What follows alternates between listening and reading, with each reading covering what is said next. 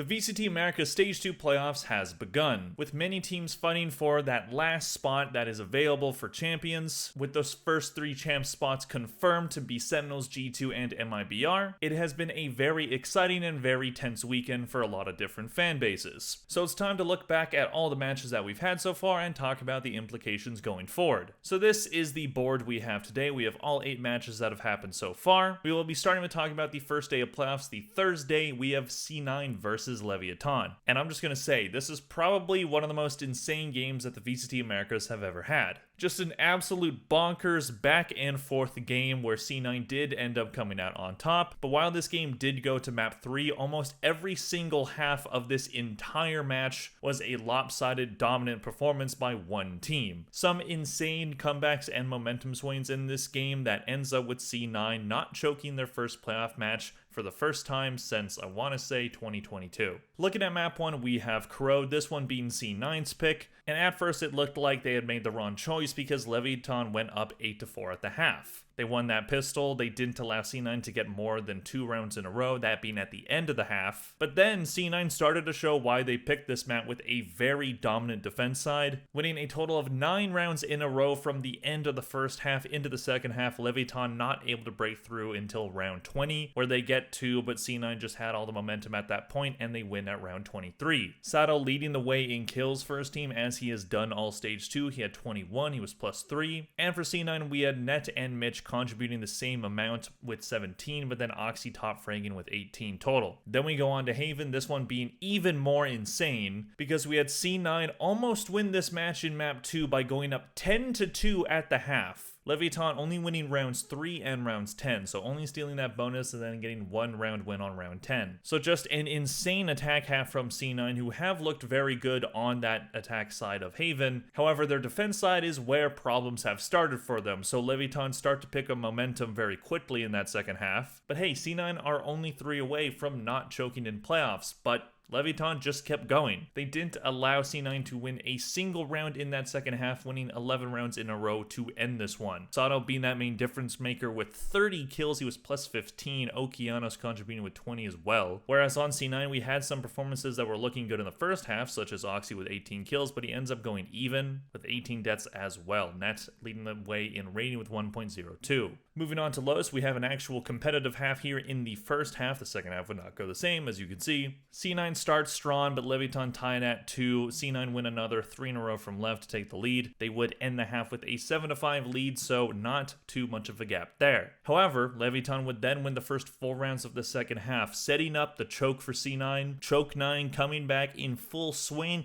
but then C9 just locked in. They ended up winning 8 rounds in a row, just absolutely decimating Leviatan in that second half, and that would conclude an absolutely insane game. 13-11 is the final score. Zappa doing a really good job here with 20 kills on the Vice. Okeanos getting 30 kills on this one. He had an insane game, but just couldn't bring it home for his team. Especially because he did that little choke thing that he did to taunt C9, and I guess that really pissed them off. Looking at the team MVPs, on the side of C9, we have Net, who went 53, 49, and 15 for +4. On the side of Leviatan, we have Okeanos, who went 66, 48, and 22 for +18. And looking at the economy stats, we see just how close this game was. 3 pistols apiece, 3 ecos apiece. Half buys, C9 won 7, Leviatan won 6, and those full buys just 2 apart of these teams. 26 wins on a full buy for C9, 24 for Leviatan. So this would knock Leviatan down to the lower bracket, but we have more matches with them to talk about, so we'll save that for later. But with C9, I think this was a very pivotal game for them. They've been on a very good run in these playoffs, a pretty impressive one, and a lot better than any playoff performance they've done in quite some time. But this match, and coming back from blowing your 10-2 lead, and also being down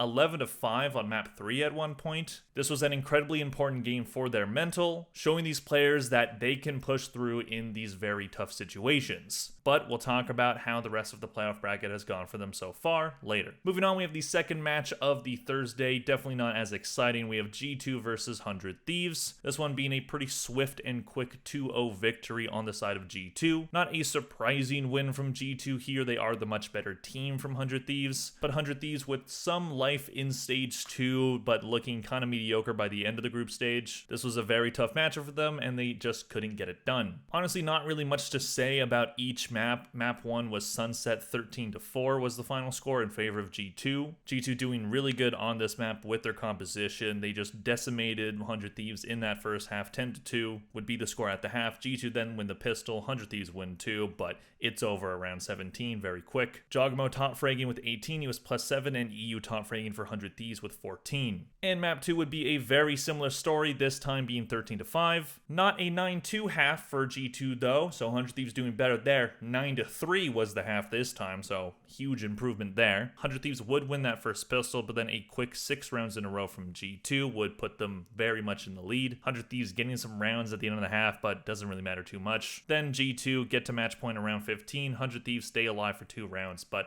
this one is over at round 18. Jogamo yet again top fragging for his team. A lot of people have been talking about how Jogamo hasn't been very good this year, and I don't really know where those people are coming from. I know his stage 1 wasn't as good as he wanted it to be, and maybe his stage 2 as well, but he still comes up big in these big games, and he did a great job here. 25 kills for him, +16, great performance. EU once again top fragging for his team with 18, he was +3. And just to unfortunately look at some of the bad, Asuna only getting 5 kills on the Neon. That is not what you want to see from him. And unfortunately, just to drive the stake in a little bit deeper, Asuna only had 11 kills in this entire game. He only had 6 on this first map. So yeah, pretty rough from the long-standing member of this team. Looking at the team MVPs, on the side of G2, we have Jogamo, who went 43, 20, and 8 for +23. On the side of 100 Thieves, EU went 32, 29, and 3 for +3. In terms of pistols, it was 3 for G2, 1 for 100 Thieves. Eco wins 4 for G2, 2 for 100 Thieves, half buys 1 for G2, 4 for 100 Thieves, and wins on a full buy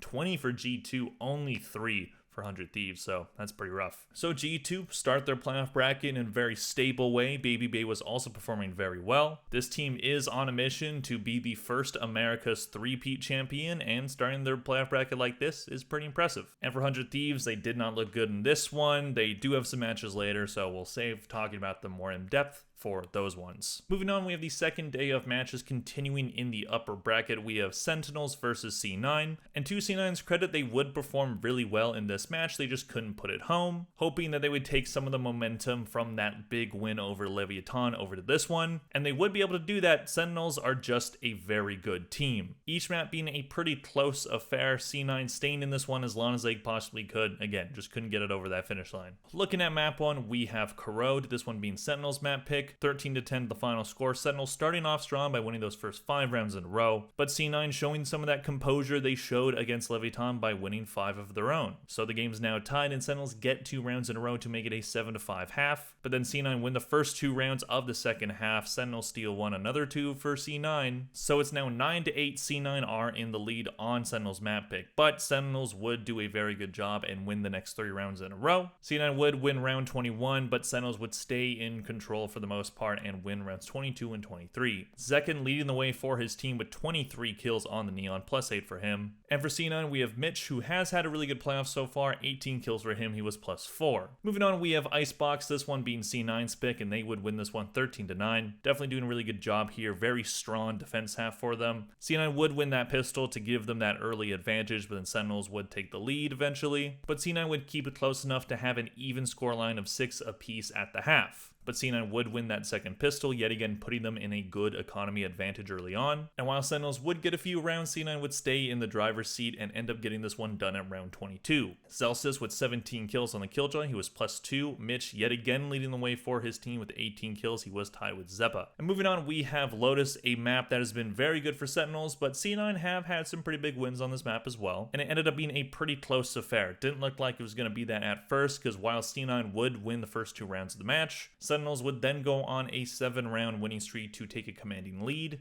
Looking like it possibly could be a 10-2 half. C9 would desperately win rounds 10 and 11 to keep it an 8-4 half. But then Sentinels win that second pistol, but then C9 steal the anti-eco and win the next round. C9 fighting for their lives here. They would win more rounds in the second half than Sentinels did, but Sentinels didn't need as many rounds to win it. This one would be over just before C9 could tie the game and bring it into overtime, and this one's done. Narrate and Zekin being the main difference makers in this match with 21 kills apiece. And on the side of C9, we have Vic with 17 kills and a rating of 1.16, but Oxy would be top fragging with 18. Looking at the team MVPs, on the side of Sentinels, we have Zelsis, who went 53, 44, and 26 for +9. On the side of C9, we have Zeppa, who went 46, 44, and 21 for +2. In terms of pistol rounds, C9 would actually have the advantage there, 2 for Sentinels, 4 for C9. In terms of eco rounds, 2 wins on an eco for Sentinels, 4 for C9. In terms of half buy, 7 wins on a half buy for Sentinels, 12 for C9, and on a full buy, 25 wins on a full buy for Sentinels, 17 for C9. So really good showing from both teams. Sentinels maybe not looking as good on Corrode as they have looked throughout the stage, but they have played the map quite a lot and they still did win that map. So it's not really too much of a concern that C9 were able to keep it close. That is going to happen from time to time on a map that you're good at, but C9 showed really good composure. Definitely proud of how they performed in this playoffs, but this would knock them down to the lower bracket. Moving on to the second match of the Friday, we have G2 versus Energy. Continuing a day of some pretty close matches, this one would also go the distance. Energy doing a good job to exploit G2's weaknesses on Corrode, but C9 would find their footing in maps 2 and 3, especially in map 3. Looking at map 1, we have the aforementioned Corrode. This one would be Energy's pick, and they would take it 13-10. G2 do win that pistol, but then Energy win an impressive 6 rounds in a row. Psalm and Scuba doing a really good job here to keep Energy in the lead, and the half would end up being 8-4. Then Energy would win that second pistol, putting them in a very good position, but then G2 would fight back by winning 5 defense rounds in a row. Energy breaking that streak around 20, and they eventually get it done around 23. Psalm top fragging with 22 kills, he was +9. Valen top fragging for G2 with 22 as well. Moving on, we have Sunset, this one being G2's pick, and they would win this one 13-11. Throwing out a pretty interesting comp here, Jonah P on the Sage, and they have a double sent comp with Baby Bay on the Chamber. Energy would win that first pistol, but then G2 take the lead right away. So Energy do have the chance to take this one. If they can win that pistol, they can start to snowball, but that's not what happened. G2 would win those first 2 rounds of the second half, but the Energy would end up having a lead 10-8 at round 18, but then G2 would erase that lead by winning 4 rounds in a row to get to map point. Energy would win round 23, but they weren't able to tie it to bring it into overtime. This one is over at the last round. Mata doing a great job here on the Neon with 26 kills, but Baby Bay doing a great job on the Chamber with 23 kills. And moving on, we have Bind, this one being the only not very close map in this series. It would end up being a 13-7 final scoreline in favor of G2. Also, G2 were incredibly vocal during this map. They were shouting across the stage, and they were actually talking to the crowd a lot as well. Apparently what had happened is an Energy fan in the crowd had told Valen to sit down, and Valen got really mad at that. And, well, it clearly motivated him. So if you're that Energy fan, maybe keep your mouth shut next time. Because while Energy would win the first 2 rounds of this game, G2 would steamroll them on their defense side by winning 10 rounds in a row. So 10-2 at the half again. G2 getting really vocal here, a lot of trash talk. But the Energy would win the first 3 rounds of the second half, but then G2 get to match point at round 18. There was actually a very nice clutch by Psalm, but the lead was too insurmountable, and G2 were able to end this one at round 20. Psalm leading the way with 19 kills, 20 for Valen on the side of G2. Looking at the team MVPs on the side of G2, we have Jonah P, who went 50, 40, and 26 for +10. On the side of Energy, we have Psalm, who went 63, 44, and 18 for +19. In terms of pistol rounds, 2 for G2, 4 for Energy. Eco round wins, 3 for G2, 4 for Energy. In terms of half buy wins, we have 4 for G2, 9 for Energy, and full buy wins, 25 for G2, 18 for Energy. So hard fought match by Energy, just ended up getting outclassed on Bind. A very motivated G2 here, while their Corrode still definitely does not look great. They do have some things to fix on that new map, because that will end up being a map that they get counterpicked on at Champions. So we'll see how that map develops for them, but this put them in the top 4 bracket, so they're going to be looking to go to Grand Finals, and we will see if they're going to be able to do that, or if Sentinels are going to take them down. Moving on, we have some lower bracket elimination games to talk about, starting with Leviatan versus Crew. Crew, a team that has made every single Champions that the VCT has had since the inception of it. Crew have always been at Champions, but they're starting in the lower bracket in these playoffs, a very tough position to be in, and they were facing off against Leviatan, a team that they have a long history against, and a team that have very recently beat them. So, were they able to flip the script? Unfortunately, no, that is not what happened, and the narrative of Crew making it to every single Champions is now over. The dream is dead, they're not making it after losing to Leviatan, and let's talk about how it happened. Well, we start the match with a very close overtime game on Lotus, this one being Leviatan's pick, and this one just being incredibly close the entire time. Lev win the pistol and the anti-eco, but then Crew win 4 in a row to take the lead. They ended up having a 6-3 lead at round 9, but then Leviatan would tie it at the end of the half. Then Lev win the second pistol, which snowballs into 3 rounds in a row, and then Crew would win 2 in a row. Very back and forth second half here, no team trying to make a mistake, and it ends up going into overtime, and Lev would win the only 2 rounds of it. Calm coming up big in clutch moments, as he has done throughout his career, 20 kills for him. And on the side of Crew, Mazzino top fragging with 22 kills on the fade. Moving on, we have Sunset, this one being Crew's pick, and it would work out for them. Being in the driver's seat for the majority of this match, not allowing Lev to get more than 2 rounds in a row on their defense side. Ended up being 8-4 at the half. Lev would try to start a comeback in the second half by winning the first 2 rounds, but then Crew would win 5 in a row to end this one. Kane top fragging for his team with 16 kills, he was +2, and Kesnet leading the way for Crew with 21 kills, he was +9. And moving on, we have the decider map in Haven. This one ended up being a 13-8 win in favor of Leviatan. Lev starts strong by winning the first 2 rounds of the game. Crew tied right away, but then 4 in a row from Lev would put them in the lead. Crew would get 1 more round at round 9, but it ended up being a 9-3 half. So with their season and their champ streak on the line, would they be able to come back? Well, as you can see, obviously that is not what happened. They would win the first 2 rounds of that second half, but Lev answered right away with 2 of their own. Crew win 3 in a row, and then 2 more from Lev would end this one. Kane, yet again, top friggin' for his team, 19 kills for him, he was +10, and Melzer finally showing up in this match, 17 kills for him, he was +4. Looking at the team MVPs on the side of Leviatan, we have Kane, who went 51, 36, and 17 for +15. On the side of Crew, we have Mazzino, who went 51, 44, and 17 for +7. In terms of pistols, 4 for Leviatan, 2 for Crew. Eco round wins, 4 for Leviatan, 2 for Crew. In terms of half buys, 8 rounds on a half buy from Leviatan, 5 for Crew. And in terms of full buys, Crew would actually have the advantage with 24, but 20 for Leviatan, and they win it. So Crew's season is over. They got knocked out by their Latin American rival, and honestly it is pretty sad to see. This team did put themselves in a pretty good position before stage 2. They did get that extra champs point by getting top 4 in kickoff. Then they had a strong stage 1, but stage 2 they just never really looked comfortable. The roster change, while I know Dante Deus is a good player, I think it really came at the wrong time. Even though Dante Deus wasn't always bad or anything, it was clear that he wasn't fully comfortable all the time, and their compositions were a bit out of whack because they were doing the double duelist stuff, but they didn't fully commit to it. It was just a bit of a disaster in stage 2 for Crew, and it is unfortunate that they're not going to be at champs, but hey, at the very least, with them not there, they can not get grouped like they do every time that they go to champs, aside from 2021. So, you know what? Silver linings. Moving on, we have the second elimination game of that day, 100 Thieves versus Evil Geniuses. Evil Geniuses coming into this playoff bracket pretty cold. They did end their group stage with a win against Furia, but it's Furia. They never really hit a stride during stage 2, but they did squeak into playoffs, but they weren't able to do what they did in stage 1 playoffs with some incredible upset wins. They end up getting knocked out by 100 Thieves and not looking particularly great while doing it, especially with map 1 of Bind, and I don't know why Potter didn't ban this. I do not agree with that. Bind is like the only map 100 Thieves have looked good on in stage 2.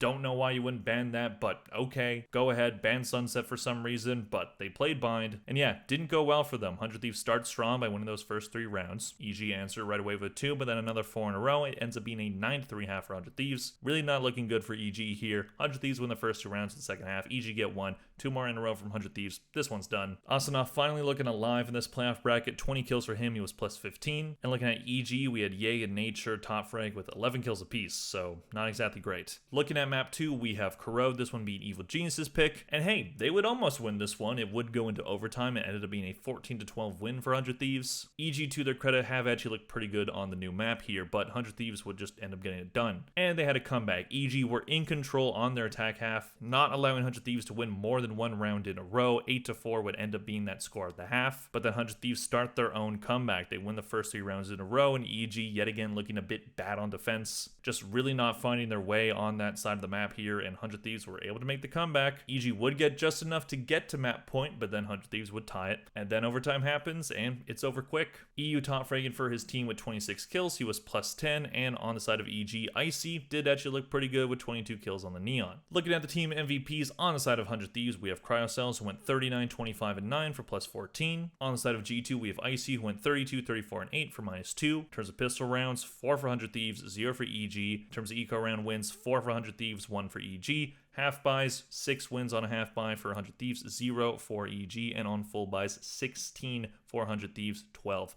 for Evil Geniuses. So this match would end Evil Geniuses' pretty disappointing year overall. There was hope that with the roster they built in the offseason with Ye and Icy that they're picking up these misfit cast-aside players. And while I think players like Ye as well as Derek have actually looked quite good this year, the addition of Icy and doubling down on most of the roster you had last year didn't end up producing any significant results. Overall, this team really just peaked during Stage 1 playoffs and looked pretty mediocre the rest of the year, and this would be that final nail in the coffin, so their season is now over. Moving on, we have the last day of games we have to talk about, starting with Energy versus Leviatan, and this one surprisingly ended up being the biggest stomping of the entire weekend. Energy being in control for the entire time, making both maps 13-2. Leviatan, a team that most of the casters picked to win this one. I was actually shocked when they showed the talent predictions because it was only Sideshow and Elizabeth that picked Energy, which yes, Leviatan have been looking really good, and I think that those predictions should be like more even, but I don't really see why Energy weren't the favorites heading into this one. In fact, the fan vote said that they were. And yeah, they ended up just decimating Leviatan, looking much better than them the entire time. The Leviatan rookies not looking particularly fantastic in this one, and neither did the veterans. It was just a really bad day for them, and Energy end up coming on top and make it to top 4. Looking at map 1, we have Ascent, this one being Leviatan's pick, and it was just decimation. Leviatan would start it strong by winning the first 2 rounds, but then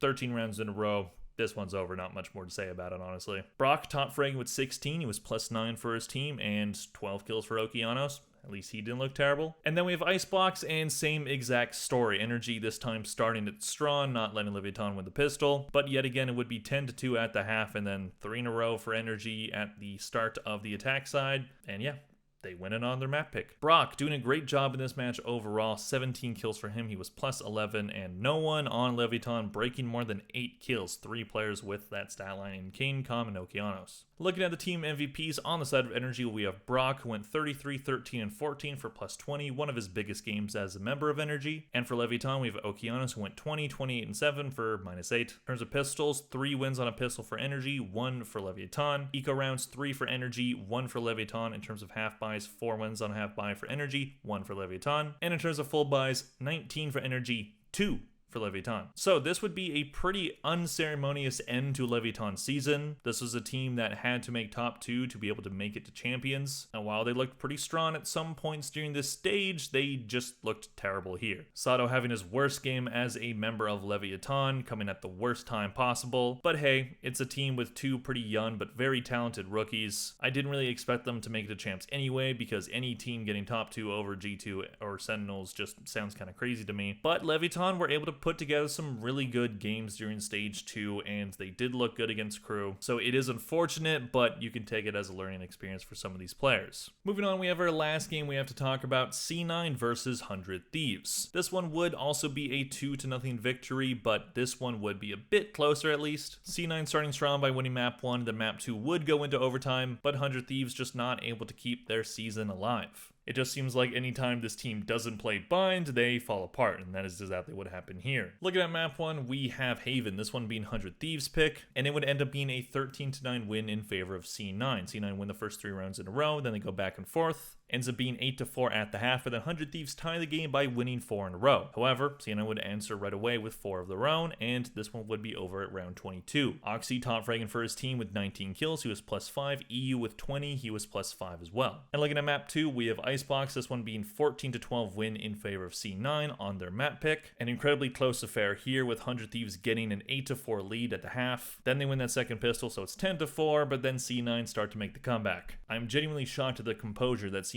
have had during these playoffs, going down this much all the time, and then they end up fighting their way back in a very impressive way, but 100 Thieves do get to map point at round 23, but then C9 end up tying it and then win the only 2 rounds of overtime, and this one is over. 100 Thieves season is done. Oxy leading the way with 27 kills, he was +9. Cryocells leading the entire server with 35, being the main reason why 100 Thieves were even in this one. Looking at the team MVPs on the side of C9, we have Oxy, who went 46, 32, and 4 for +14. On the side of 100 Thieves, we have Cryocells, who went 49, 34, and 11 for +15. Looking at economy, 2 wins on a pistol for C9, 2 wins on a pistol for 100 Thieves. Eco rounds, 2 wins on an eco for C9, 3 for 100 Thieves. Half buys, 6 wins on a half buy for C9, 4 for 100 Thieves, and wins on a full buy, 16 for C9, 9 for 100 Thieves. So this would put an end to 100 Thieves season, and while they're stage 2, at times they look pretty good, it ended up becoming apparent that they were only really good when they ended up playing Bind. I believe every single win that they had this stage, including playoffs, included Bind being one of the maps, and all the other maps they ended up just having to kind of scrape by. So it is pretty interesting how this team ended up performing. It will be very interesting to see what they end up doing with their roster. Very curious as to what the hell they're going to do. Whereas on the side of C9, as I said, incredible composure from this team. This is a team that seems very tired of having a choking narrative around them. They want that to be over. They want to make their first international tournament since 2021, and it's going to take winning a big game versus Energy, a team that has looked really good as well in these playoffs. So I'm going to be incredibly curious to see how that ends up going. Anyways, that is all we have to talk about today. Let me know in the comment section down below, what do you think of all these matches? Who do you think is going to grab that last slot for champions? It's going to come down between Energy and C9, so that match against them is going to be the decider. So very curious to see how that ends up going. I think I'm going to pick Energy for that one, but C9 really look like they're ready. Please click like and subscribe if you enjoyed this video. Thank you all very much for watching, and I'll see you guys in the next one. Bye.